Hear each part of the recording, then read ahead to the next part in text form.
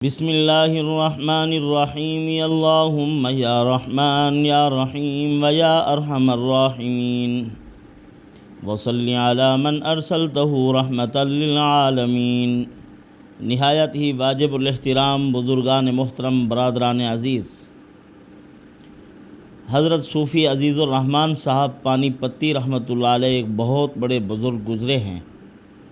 انہوں نے عملیات کی ایک کتاب بھی لکھی ہے۔ اس میں انہوں نے جو اعمال لکھے ہیں، بڑی عجیب بات مقدمے میں ارشاد فرمایا کہ اگر کسی تیر کا نشان خطا ہوتا تو میں نہ درج کرتا۔ یہ تیر با ہدف معمولات فرمایا میں نے دیے ہیں، اگر نشان خطا ہوتے، کام نہ بنتے، میں ان معمولات کو درج نہ کرتا۔ یعنی کتاب جو لکھی انہوں نے، اس کو ویسے تو یقینی ہے، معمولات انسان کے یقین کے بقدر چلتے ہیں، ان کے اپنے کامل ایمان کی برکات تھی، یقین سے کرتے تھے اور یقین سے پڑھتے تھے۔ اللہ عز و جل نے ان کی مبارک زبان سے جو معمولات نکلے یا جو انہوں نے لکھے، مسنون یا قرآنی آیات جو کیے، اللہ پاک نے ان کو پورا کر کے دکھایا۔ ایک عمل انہوں نے لکھا ہے، اللہ کے مبارک اسماء اس دعا کے اندر موجود ہیں، اس کو اسم اعظم کا درجہ دیا ہے۔ سب سے پہلے تو انہوں نے فرمایا کہ اس دعا کو لکھ کر روزانہ چلتے دریا میں ڈالتے رہیں، اللہ رب العزت ہفتے میں جتنی بھی مشکلات ہیں، جتنی بھی کام ہیں، اللہ پاک ان کاموں کو آسان کر دیں گے۔ اور اسی طرح اگر کوئی آدمی عصر کی نماز کے بعد اس اسم اعظم کو پڑھتا ہے 70 مرتبہ، جو بھی دعا مانگے تو پوری ہو، مشکل سے مشکل کام آسان ہو جائیں۔ سخت دل لوگ جو کسی طرح سمجھوتا کرنے کے لیے تیار نہیں ہوتے، جنگ جاری رکھنے کا فیصلہ کرتے ہیں، اللہ عز و جل ان پتھر دل لوگوں کو بھی اس عمل کے سامنے موم کر دیتے ہیں، نرم ہو جاتے ہیں، مسخر ہو جاتے ہیں۔ سب سے پہلا فائدہ اس کا حصول عزت و مرتبت ہے۔ اگر کوئی آدمی پوری طرح کسی کی نظر میں گر چکا ہے، اس کو چاہیے کہ اس عمل کو، اس دعا کو پڑھے، اللہ رب العزت اس کی عزت کو بحال کر دیں گے۔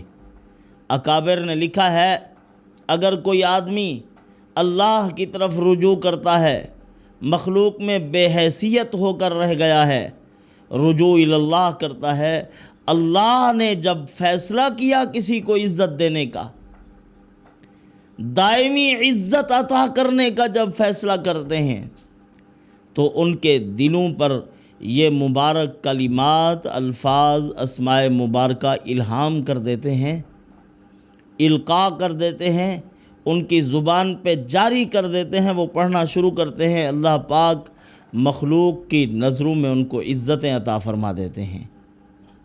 بیوی اگر شوہر کی نظر میں گر گئی تو وہ بھی اس عمل کو کرے، اللہ عز و جل اس کو اپنے شوہر کا منظور نظر بنا دیں گے۔ مخلوق میں اگر کوئی آدمی بے عزت ہوا، پڑھے، اللہ پاک مخلوق میں اس کو عزت عطا فرما دیں گے۔ خاندان میں اگر کوئی آدمی عزت چاہتا ہے تو اس کو پڑھے، اللہ پاک خاندان میں عزت عطا فرما دیں گے۔ 40 دن تک اس عمل کو کرنا ہے، 1000 مرتبہ روزانہ پڑھے، اللہ پاک اس عمل کی برکت سے اس کو یہ تمام فوائد جو میں نے بیان کیے ہیں سب حاصل ہو جائیں گے۔ اگر کوئی آدمی کامیابی اور ترقی کے لیے پڑھنا چاہتا ہے، کاروبار میں ترقی اور روزگار میں ترقی ہو، اسی طرح انسان اگر ناکامیوں کے خوف میں رہتا ہے ہر وقت کہ یہ کام کرتا ہوں کہیں ناکام نہ ہو جاؤں، مسلسل ایسے حالات بھی آئے ہوں، اگر کسی پر دل خوف زدہ ہے، ڈرا ہوا ہے کہ میں ناکام نہ ہو جاؤں، تو بھی وہ اس عمل کو کرے۔ علماء نے لکھا ہے، کامیاب اور ترقی پذیر ہونے کے لیے 80 دن تک اس عمل کو کرتا رہے۔ کتنی مرتبہ پڑھے؟ 3125 مرتبہ، 2 چلے کرے۔ اللہ عز و جل اس کو ہر قدم قدم پر کامیابی نصیب فرمائیں۔ اللہ عز و جل اس اعمال کی پوری برکات نصیب فرما دیں گے، اور تسخیر خلق کے لیے بھی مجرب ہے۔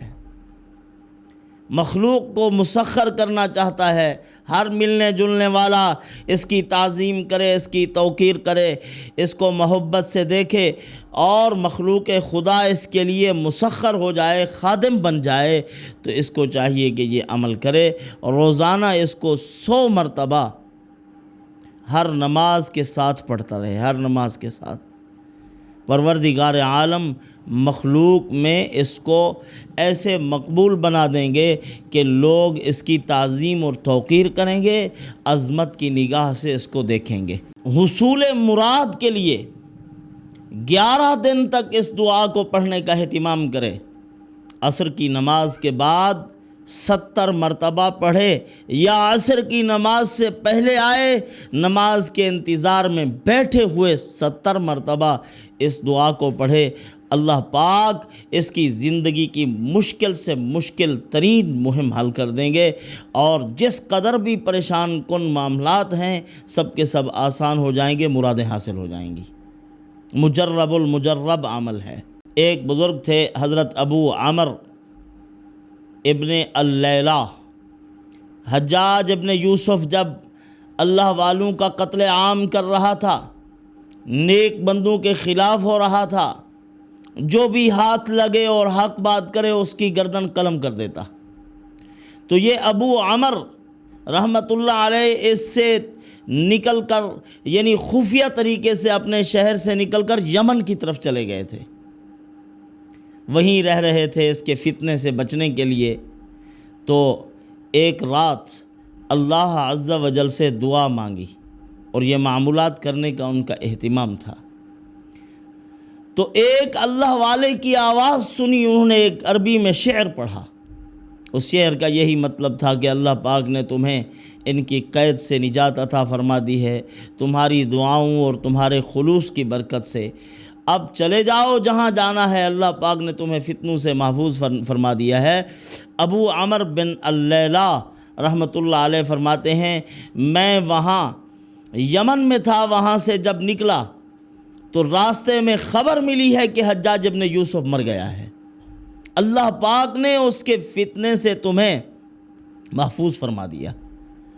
تو یہ ان دعاؤں کی برکات تھی۔ خلوص دل کے ساتھ پڑھتے، اللہ پاک مشکل سے مشکل معاملات میں اپنے پیارے بندوں کا ساتھ دیتے تھے، قدم قدم پہ ان کی مدد فرماتے تھے۔ بخت نصر کتنی بڑا ظالم حکمران تھا، ظالم بادشاہ ہے۔ 2 شیر اس نے رکھے، کئی دنوں تک بھوکا رکھا، ان کو ایک کنویں میں پھینکا، اور حضرت دانیال علیہ السلام کو اس کنویں میں گرفتار کرنے کا حکم دے دیا، جس میں یہ درندے بھی موجود ہیں، یہ خوفناک جانور اور بھوکے۔ حضرت دانیال علیہ السلام کو اس کنویں میں گرفتار کیا اور کنویں کا منہ بند کر دیا کہ یہ اسی میں مر جائیں گے، یہ درندے ان کو کھا جائیں گے۔ اب حضرت دانیال علیہ السلام جا کے اطمینان سے بیٹھ گئے، شیروں نے ان کو کچھ بھی نہ کہا۔ اب اللہ پاک ان کے مسائل کیسے حل فرما رہے ہیں دیکھیے۔ مشکل اوقات میں اگر نظر اللہ کی طرف ہو، وَمَن يَتَوَكَّلْ عَلَى اللَّهِ فَهُوَ حَسْبُهُ، اللہ پاک ہی کافی ہو جاتے ہیں، اس بندے کی مدد اور نصرت فرماتے ہیں۔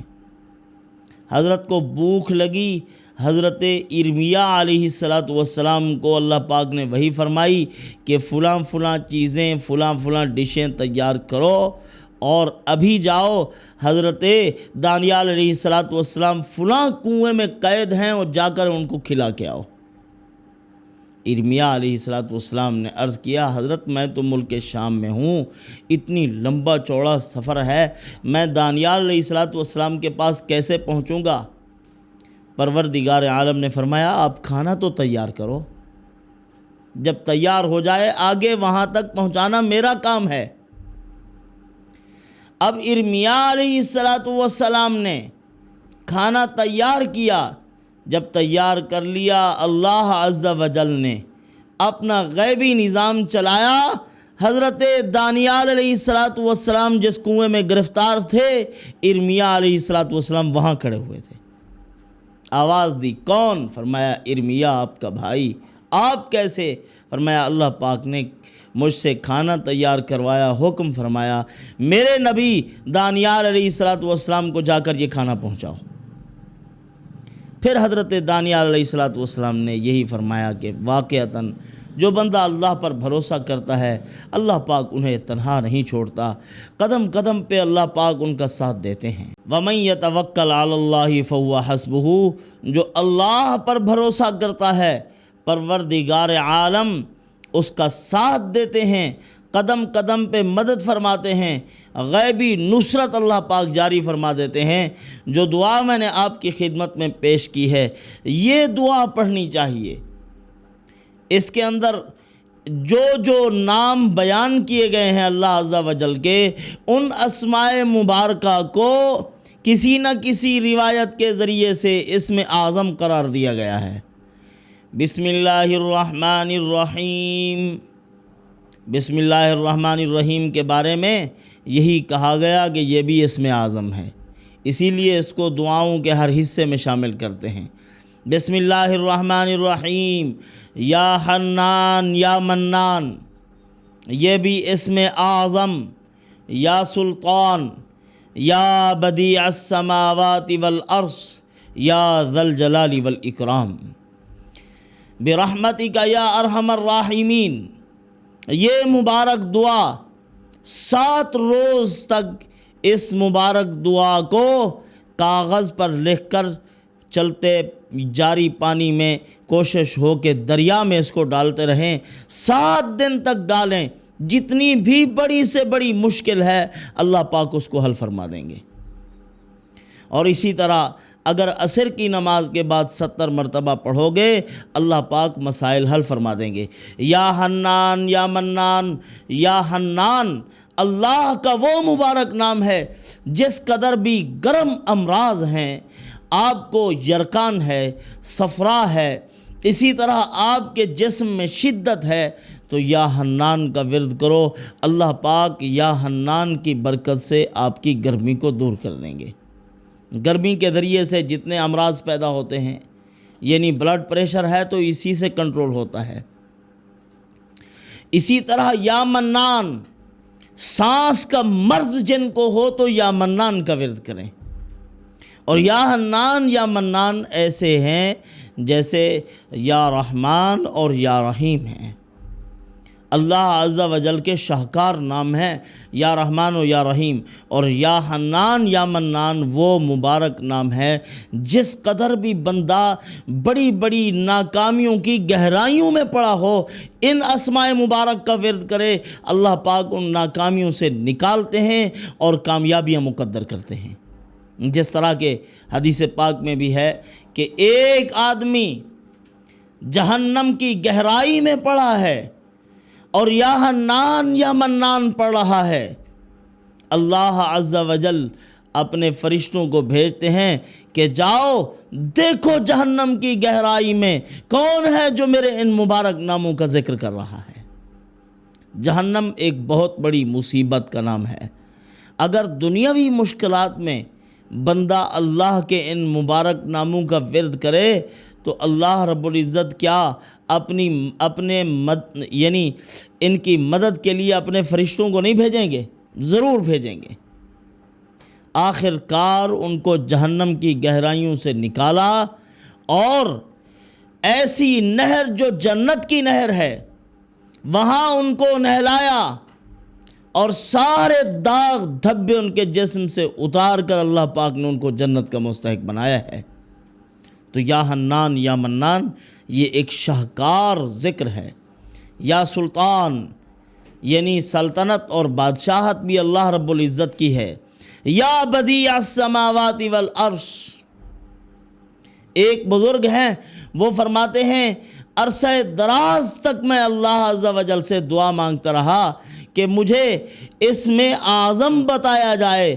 ایک دن ہاتف غیبی سے آواز سنی، مجھے آواز آئی کہ یا بدیع السماوات والارض یا ذا الجلال والاکرام پڑھا کرو، یہی اسم اعظم ہے۔ یا بدیع السماوات، بغیر نقشے کے آسمان و زمین کو بنانے والی ذات، اور وہ اللہ کی ذات ہے۔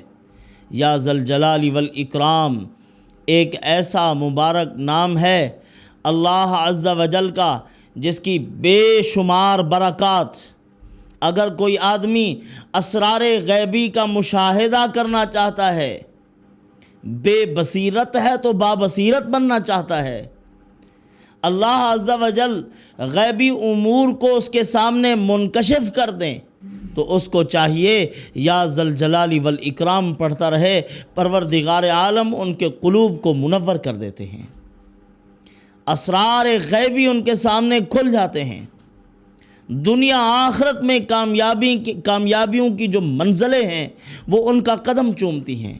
اسی لیے رسول اللہ صلی اللہ علیہ وسلم نے فرمایا علیذو بیا ذا الجلال والاکرام، یا ذا الجلال والاکرام کو لازم پکڑو۔ یا ذا الجلال والاکرام کے ذریعے سے اللہ سے دعا مانگو۔ آپ جا رہے ہیں راستے میں، ایک صحابی کو یا ذا الجلال والاکرام سے اللہ عز و جل کی ذات سے دعا مانگتے ہوئے دیکھا تو رک گئے، فرمایا اب یہ جو کچھ بھی اللہ سے مانگے گا اللہ عطا فرما دیں گے۔ یہ یا ذا الجلال والاکرام، اس کی اللہ رب العزت نے بے شمار خاصیات رکھی ہیں اس مبارک نام میں۔ اسی طرح فرمایا کہ اس مبارک نام کو پڑھنے والا شخص پروردگار عالم اس کو ہیبت اور جلال عطا فرما دیں گے۔ یہ مبارک نام یہ جلالی نام ہے، یا ذا الجلال والاکرام۔ جو پڑھے گا اللہ پاک اس کو ہیبت عطا کریں گے، جلال عطا کریں گے، اپنی مخلوق میں اس کو وقار مرحمت فرمائیں گے۔ تو جہاں بھی جائے سرکش اور اسی طرح جبار لوگوں کے پاس جاتا ہے جو کسی کو لکھتے نہیں ہیں، جب اس مبارک نام کا ورد کرنے والا شخص اس کے سامنے جائے گا وہ تعظیم اور توقیر کرنے پر مجبور ہوگا۔ خصوصاً یا ذا الجلال والاکرام، اس مبارک نام کا اگر کوئی آدمی چلہ کرنا چاہتا ہے تو وہ شعبان المعظم کی 20 کو اس کے چلے کا آغاز کرے۔ پہلے 10 دن میں روزہ شرط نہیں ہے، رمضان المبارک میں تو ویسے بھی روزے فرض ہوتے ہیں۔ انوارات و برکات کے زیادہ ملنے کی اللہ عز و جل کی بارگاہ سے توقع ہوتی ہے، اور عمل میں تاثیر بھی زیادہ پیدا ہو جاتی ہے۔ روزانہ ایک جگہ کو متعین کر لے، اگر خاص جگہ متعین نہیں کر سکتا تو ایک جائے نماز کو متعین کر لے، جہاں بھی اس عمل کو کرے وقت کا تعین ہونا چاہیے۔ جگہ متعین نہیں ہے، اگر جائے نماز ایک ہونی چاہیے جس پہ بیٹھ کے عمل کرتا ہے۔ اب وقت متعین ہونا چاہیے، عصر کی نماز کے بعد کرنا ہے مغرب تک، یا مغرب سے عشاء تک کرنا ہے۔ جو وقت پہلے دن کو یعنی آغاز کرتے ہوئے شروع کرے اسی وقت کو باقی رکھے، یعنی آخر تک چلہ ختم ہو وہی وقت جو متعین کیا تھا اسی وقت پہ کرتا رہے، کیونکہ اگر وقت متعین ہو جائے تو اسی وقت پہ اللہ کے فرشتے حاضر ہو جاتے ہیں جس وقت وہ ذکر کرتا تھا۔ اور کسی دن کرتا ہے کسی دن نہیں کرتا تو فرشتے بھی چھوڑ کے بھاگ جاتے ہیں کہ یہ کیا، یہ تو عمل مضبوط ہی نہیں ہے۔ تو اس طرح شروع کرے، 29 رمضان کو اس کا عامل بن جائے گا۔ یہ جلالی اعمال جتنے ہیں یہ کرے گا، ان کے اندر اللہ پاک اثر پیدا کر دیں گے۔ اگر نقش لکھ کر دے گا ان کے اندر بھی تاثیر پیدا ہو جائے گی۔ 6250 مرتبہ روزانہ یا ذا الجلال والاکرام پڑھتا رہے، اور چلہ جب ختم ہو اللہ رب العزت اس میں وہ کامل تاثیر پیدا کر دیں گے۔ کسی کو نقش لکھ کر دے گا تو اثر ہوگا، دم کرے گا تو اثر ہوگا، کسی کے لیے دعا کر دے گا تو اللہ پاک اثر کو ظاہر فرما دیں گے۔ پروردگار عالم سے دعا ہے اللہ پاک عمل کی توفیق عطا فرمائیں۔ والسلام وما علینا الا البلاغ۔